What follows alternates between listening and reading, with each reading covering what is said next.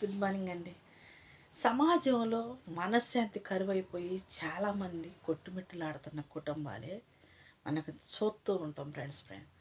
ప్రతి ఒక్కరు కూడా నేరాలలో ఘోరాలలో టీవీలలో వార్తలలో ఎక్కడ ఏ తిథిలో ఉన్నా కానీ ఒక మనిషికి మనిషి నమ్మసక్యం కాని పనులు చేస్తున్నాడు అంటే ఫ్రెండ్స్ ఎంత ఘోరమైన కాలంలోకి మనం మనుషులు ప్రభావాలు ఎంత నీచంగా దిగజారిపోతున్నారు, ఎంత స్వార్థంగా ఆలోచిస్తున్నారు.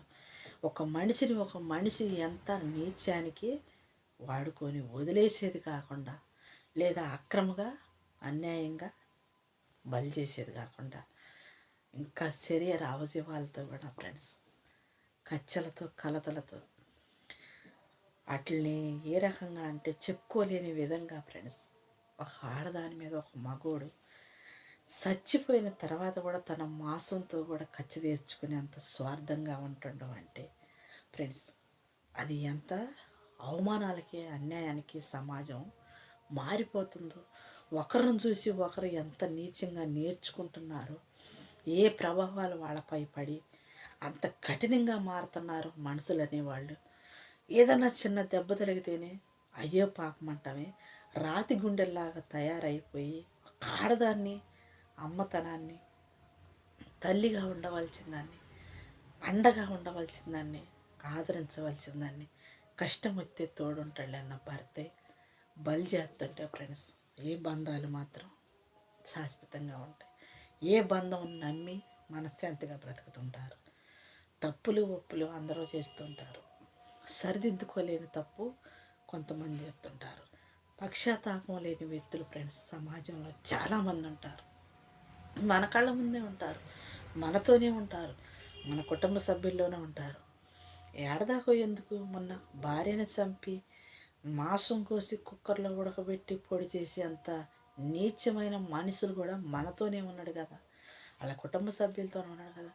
కనీసం తన కన్న పిల్లలకు కూడా జాలి అనేది లేకోకుండా, నా బిడ్డలు అనాథలవుతారేమో అనే ఒక ఆలోచన కూడా లేకుండా దిగజారిపోయే తత్వంలోకి తన మనస్తత్వం మారిపోయిందంటే ఫ్రెండ్స్ ఎంత నీచంగా ఆలోచించి ఉండాలి, ఎంత కసాయితనంగా తనలో మొదలై ఉండాలో ఫ్రెండ్స్.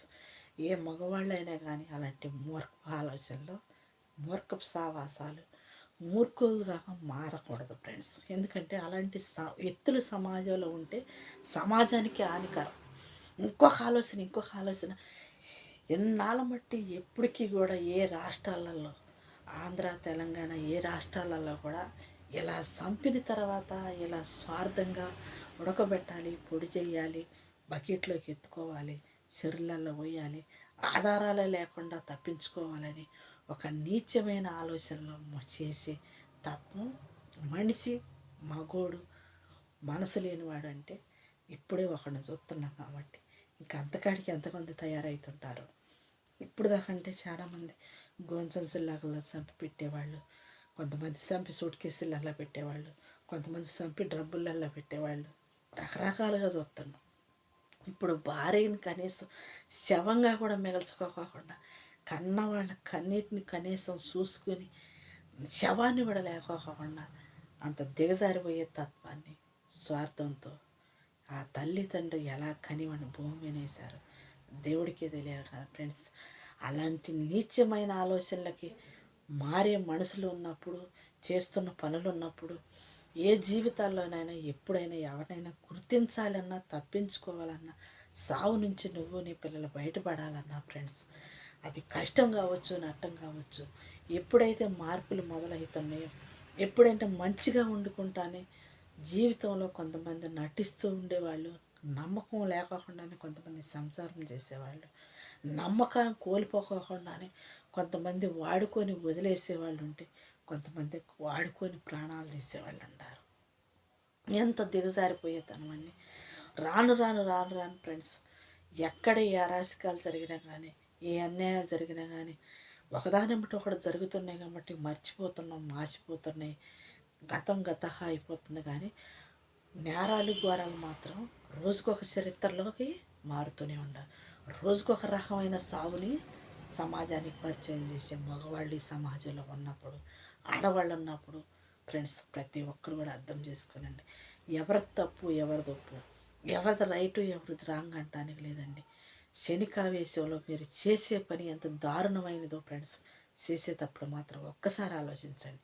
ప్రతి ఒక్కరు కూడా ఫ్రెండ్స్, ప్రేమ అనేది ఆప్యాయత అనేది నీ తల్లి 10 నెలలు మోసి కన్నప్పుడే ఆ బంధానికే ఇలువనివ్వలేని సమాజంలో మనం ఉన్నప్పుడు అలాంటి నీచుల్ని మళ్ళీ బయటకు వచ్చిన తర్వాత ఎంతమంది కుటుంబాల్లో ఏం చేస్తారో ఒక్కసారి ఆలోచించుకోండి friends. Okay bye, thank you.